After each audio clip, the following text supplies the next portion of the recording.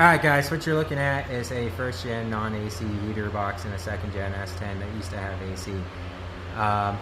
What I did to see if it was going to fit was I just held it up there. And on this side right here, when it was shoved all the way up that way, it had about an 1/8 of an inch gap that wasn't covering the hole right there. So I just made a little filler plate with some sheet metal, and then I screwed the stupid blower motor or the heater box right over the top of that. So does it block an 1/8 of an inch of the hole? Yes. Who cares? I don't care. Do you care? No. Jace doesn't care either. We don't care.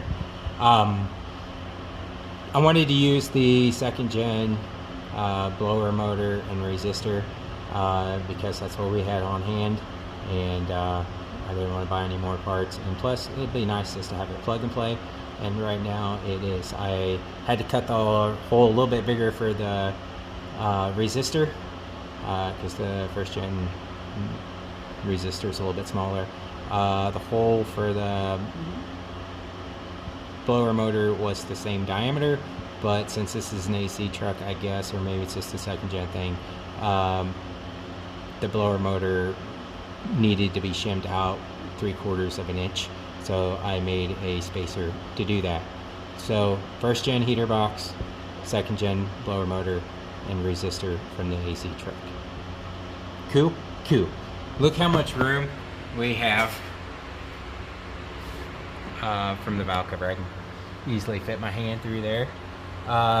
So originally I showed you guys before, and you can see kind of right there where it was notched for a V8 truck, but I wanted some more room right there, so I beat it in with a hammer. So now it looks bad, but once you get the coil bracket over here, they'll cover most of that, and hopefully that coil bracket and coils and everything will work.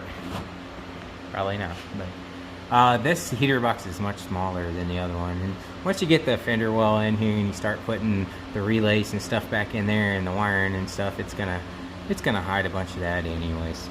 But at least it's not sticking out 4 foot like the second gen heater box did.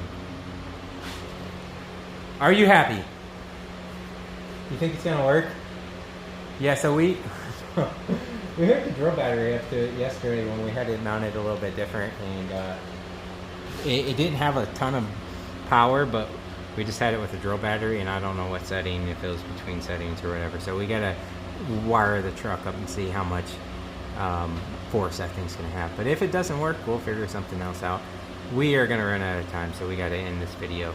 But comment if you think this is gonna work or not.